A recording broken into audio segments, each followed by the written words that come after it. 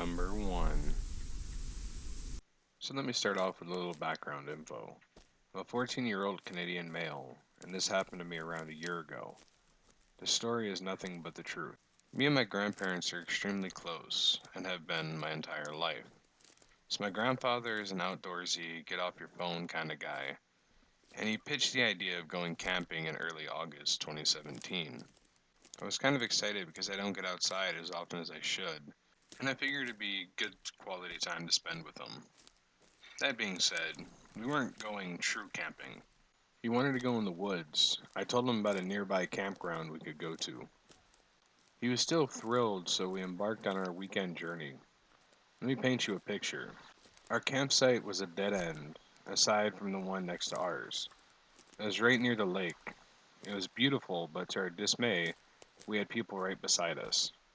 We did all the camping things, made a fire, swimming, and even the infamous spooky stories around the campfire. We hit the sack around 10 p.m., because there's not much else to do. As soon as my head hit the pillow, it started. The crunching of leaves on our campsite. We thought nothing of it at the time because the night was still young. Some assholes were setting off fireworks and others were having a raging party. Hell, even our neighbors were still laughing.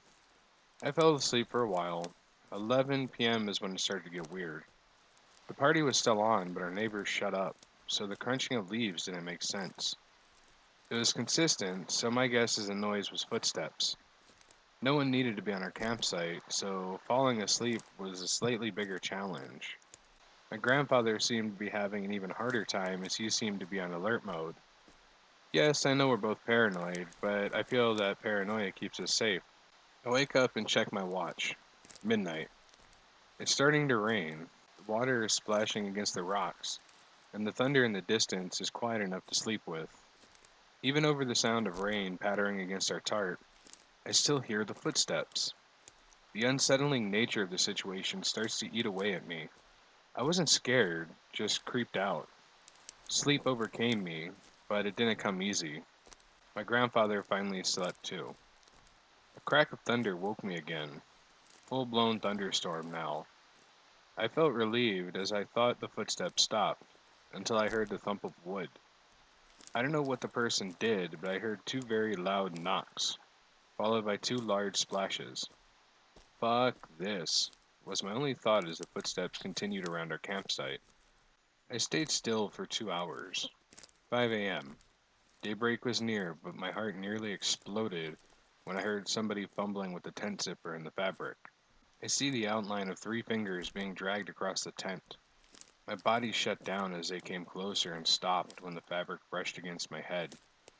Every nerve in my body told me to scream, but I couldn't. The hand trailed away and became quieter as they left our campsite. I woke my grandfather as soon as the sun came up. Before we left, I went to investigate our site. Lots of the ground was turned into mud into the storm, so the massive boot prints were easily noticeable. Easy to say we dipped the fuck out after that. And that was it. Nothing ever came of it aside from the story I can share. Me and my grandfather don't talk about it, and if anything brought us closer together. Anyway, if the creepy camping site stalker who walked in circles around our campsite for 8 hours ever reads this, how about we never meet again? Number 2. Our family owns property in the county of Ontario, Canada. I'm not going to tell you where for your safety. It's a sizable property, about 100 acres. Today I'm scared to step foot into there. I am now unemployed and live in a studio apartment in Calgary. I also live alone. I'm apparently entitled to the property since both of my parents died in a car accident. I don't know if I should sell it or keep it away from anybody who would trek into the woods and fall victim to it. The day I saw it falls on the same day my best friend died. That day has scared me for my entire life. One day, when I was a piece of shit kid, I decided to take a hike into the woods with my best friends at my property. We took two backpacks full of beef jerky, flashlights, first aid kits, and a small pair of binoculars if we'd like to watch some rare birds or some other animals from a distance. It was a nice day and we enjoyed the walk. We were about a quarter way back and it was getting cold and crisp, even though it was mid July. We kept walking for about 15 minutes until we made the discovery. I saw it before my friend. It was a figure that was about 6'5" and cloaked in black. We ducked behind a bush and waited. It didn't move and kept its back to us. My friend got up. "The hell do you think you're doing?" I whispered. It was too late. He had broken free of my grasp and approached the figure. The figure didn't notice him and kept its back towards him. He would continue to make the worst decision of his very, very short life. He tapped the thing on its shoulder. It turned around in otherworldly speed, almost like a glitch. It had light gray skin, and the skin was wrinkled. It was missing its irises, and its pupils were white. Also, the white was black. Basically, the parts of the eye were reversed, and it was crying blood. Although it wasn't red, it was navy blue. Its wrists and neck were slit and bleeding the same very navy blue. It started at my friend with a blank expression whilst grabbing its head. It let go of one of its long, bony hands and reached into his cloak pocket. It pulled out an old, rusty dagger that was very large. It had dried blood from the thing's previous victim. It pulled the dagger back and slowly shoved it into his chest. I heard the cracking of his bones under his screaming. My friend had dropped to the forest floor. The woods had fallen silent. While I was peeking from behind the bush, it had seen me. I made eye contact with it. Then it let out the widest grin I had ever seen in my life. It held up the dagger, and I ran at full speed that I never even knew I could. It's funny what you can do when you're scared. I ran until there was no sign of it. I stopped and I looked behind me. There was nothing. I stood there panting with my hands on my knees. I turned around to continue moving back towards home. But when I turned around, I was face to face with it, and it still had the giant grin. I blacked out. I woke up in a cold sweat in my bed at home. I got a call from the hospital. It said, "Hello, we're sorry to inform you that Frederick Finley had died yesterday." I thought to myself, it wasn't a dream. I felt sick. I just stayed in bed the whole day thinking. A couple weeks ago, I decided to go back and look around. I just did a little walk. About halfway through, I saw something that prevents me from going back into the woods to this day. I saw a hand nailed to an oak tree, and next to the hand was the same rusty dagger with a golden handle, and it had fresh blood, which means it's still there and it still kills. Number 3. Back in 2010 in Abbotsford, British Columbia, when I was 16 years old, my friend lived in a part of town that has a lot of forest area and farmland in this part. And his backyard had 5 acres of forest, with a few houses surrounded in the distance around the outskirts of the forest. Me and him would go and explore the forest all the time because it was quite mystical and just a cool place to wander. This one time, me and my friend went outside to his forest with his dog like we would usually do in the daytime. But this time it was at night in the forest in his backyard. It was about 1 a.m., and we went exploring and to smoke a joint like usual. There's a steep cliff made out of the forest floor when you first walk in. It's only about 10 to 15 feet into the forest from the entrance of the forest. When we were standing at the cliff before the pathway leading down to the rest of the forest, which was the only safe way to walk down, especially at night, I could see a tall, pure white, soft, bipedal figure, and it was between two trees moving around softly, like swaying and jerking left to right, back and forward between the trees, standing in the same place, making absolutely no sound, and there was absolutely no wind. I wasn't even going to say anything about the figure to my friend at first, because I was waiting for my friend to say something to me. We observed it for a couple seconds in complete silence and were mesmerized by it. Then I asked my friend if he had seen it, and he said yes, he could see it as well. We stood silent in fear and curiosity as we were watching it doing its strange movements, trying to adjust our eyes to the figure and see what it was doing. And I started to feel ominous energy and felt impending doom, absolute dread, burning and tightness in my chest. like when you're about to die or you're in a life threatening situation. I had shivers going throughout my body, and that's when I told my friend specifically, I don't like this. He agreed and we left immediately. I wasn't so much scared of the sight of the spirit, I was more curious about its movements. I was scared of the feeling of death it made me feel. It felt like I was going to literally die or something really bad was going to happen. The figure, with pure white, long limbs, seemed to be at least 7 or 8 feet tall from where we were standing, which was only about 30 or 40 feet away from us. It was not a trick of the mind or light. There was no light or moon shining in the forest because it was filled with tall pine trees and other vegetation, had various levelings. It was not a spider web or any sort of garbage. We had gone back early in the morning and saw nothing out of the ordinary. His forest is pristine in condition because no one ever goes in, so we knew there wasn't garbage. We got about 10 to 15 feet into the forest and were at the top of the ravine, standing at a cliff before the pathway down, and the figure was in between the trees down below where we would take the pathway downwards. There were no houses close enough to give off any light or to give a shine through the trees, and the figure was not transparent. It looked like it was solid. It was an upside down V shape and it had no facial features or head at all from where we could see in the dark. It was so white it looked like it was almost shining, but it wasn't because it wasn't giving off any sort of light. It was just pure white, thin and soft looking, moving like a creature of some sort, jerking left to right, right to left, with its two really long arms, almost like a giant stick bug or something between the trees, which I can only describe as to be psychedelic, and you could see it in the pitch black. It was soft, like Charlie's white spirit entering Peter's body in the attic scene from Hereditary. Probably the most solid description I can give of what it looked like. It was making no sounds at all. That's why it was so astonishing to look at. It was almost angelic like. There were absolutely no sounds in the forest. It was dead silent while it was moving. Its movements could have been a lure of some sort because it did not move towards us or anywhere. It was just performing that creepy silent dance, or whatever you would call it, or it was just letting us know to stay away. It was literally something you would see in a sci fi horror movie. We left very quickly because we had no clue what it was.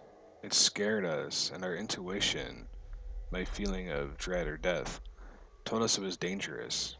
I remember my friend yelling something at it because he could tell his dog was scared. I'm actually pretty positive the dog was whimpering, and this figure was just still slightly moving between the trees.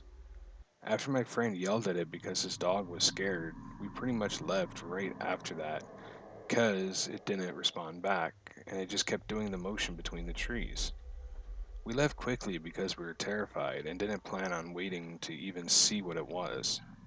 Almost immediately after we got out of the forest, it felt like a huge weight had been lifted off of our shoulders, and the feeling of dread left pretty much immediately. I'll never forget walking out of the forest that night. There's absolutely no animals in British Columbia that look close to what we saw. There are no animals that are 7 to 8 feet tall and stand on two legs. It wasn't an animal. It most likely wasn't a creature because there are not many animals in that part of the forest. If farmers have animals out there, it would be resorting to those and there would be animal slaughters. If there was a creature in the forest, my friend and I would have been finding dead animal carcasses, parts, or blood, or he would have seen something because he's been in the forest more times than I have, and I've been in the forest at least 20 times in the daytime. There's no possible way to debunk this. I've explored all the options of what it could have been. This was the first time we ever went out to his forest at night, and it was the last time we ever went into the forest at night. The forest is 5 acres and has tall trees, and is quite dense in areas. Just the one area where we saw the creature was huge. Around the area of the town, it is mostly just a couple $1 million houses and a farm area. It's pretty much the greenbelt of my city. He has no neighbors that are close to the location because, as I said, the forest is 5 acres, and the closest neighbor being at least 3 blocks down the street. To this day, the feeling that I got when I saw the creature move still gives me nightmares. Something that emits a powerful energy of fear and death.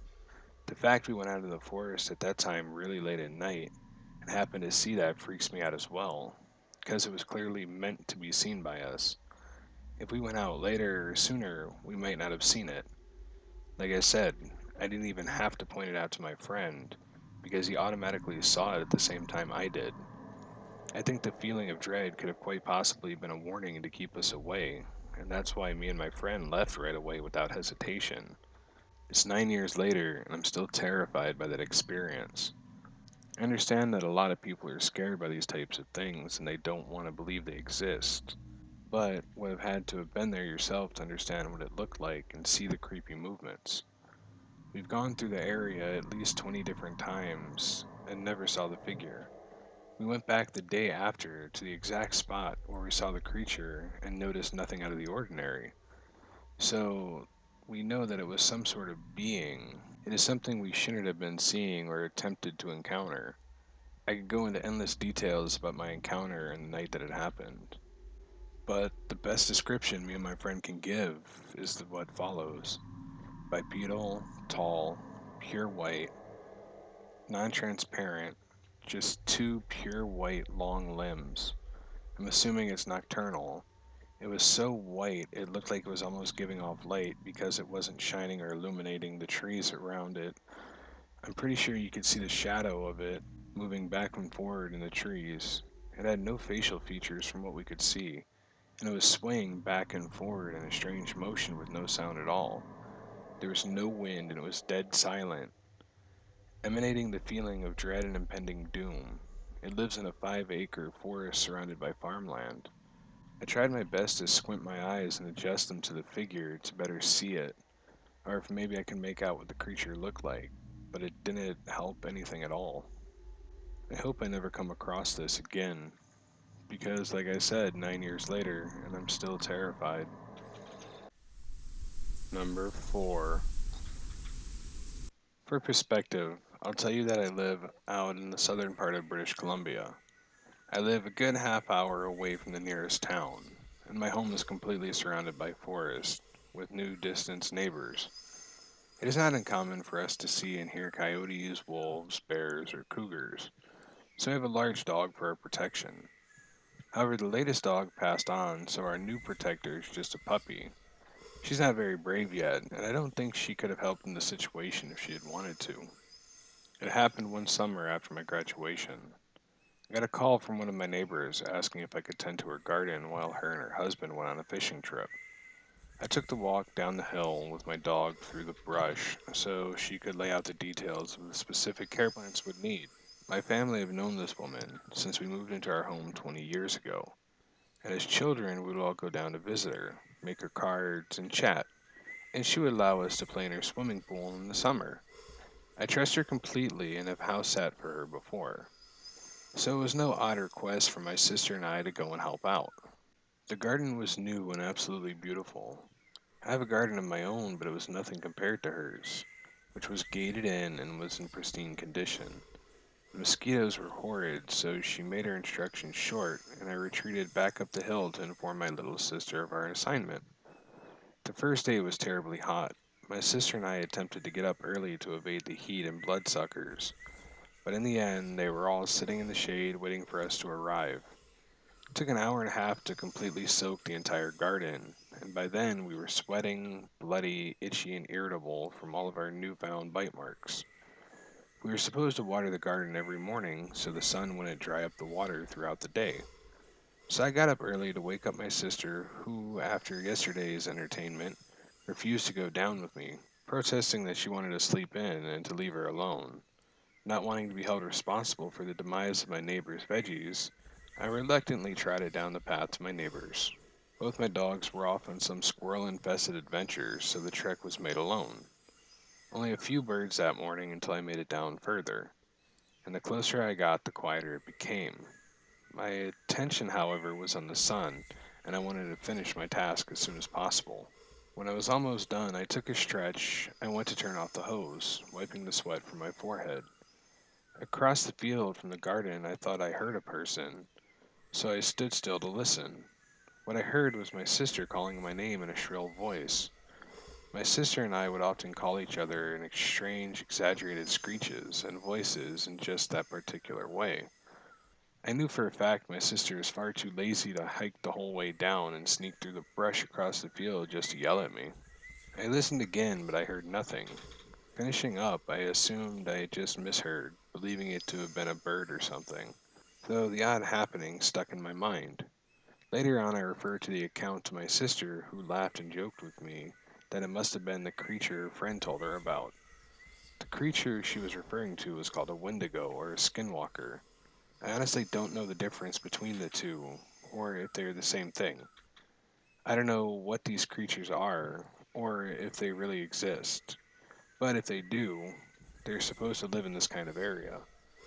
I put it out of my mind anyway, not believing such things.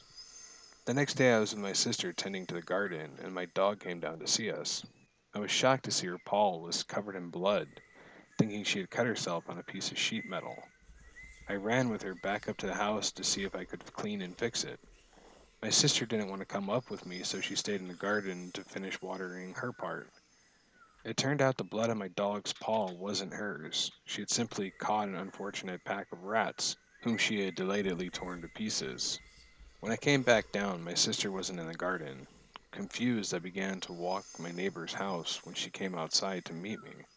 She told me she had heard her name being called from across the field in my voice, in the same way I had heard mine. She was visibly spooked and insisted we go back to our house and leave the garden for tomorrow. I refused and told her she could go up without me if she wanted, but I had to finish. I suspected she was only kidding with me, and I was waiting for her to give up her ruse right away, like she normally would. Instead, she stayed with me, holding her arms and refusing to walk up alone. Once we finished, we both came together for the next 3 mornings to water the garden, and nothing else happened. To this day, my sister still claims she wasn't lying. I'm not sure if these creatures are supposed to be smart enough or talented enough to pull off stunts so specific. We have lived in the same house in the middle of woods for our entire lives, and we can be loud and silly without fear of annoying anyone. But if someone or something had been close enough to listen, they definitely had plenty of time to do so. Also, how did these occurrences only happen when we were alone? Gives me goosebumps. Maybe there is something out there watching me. I hope one day it'll never come for me, though.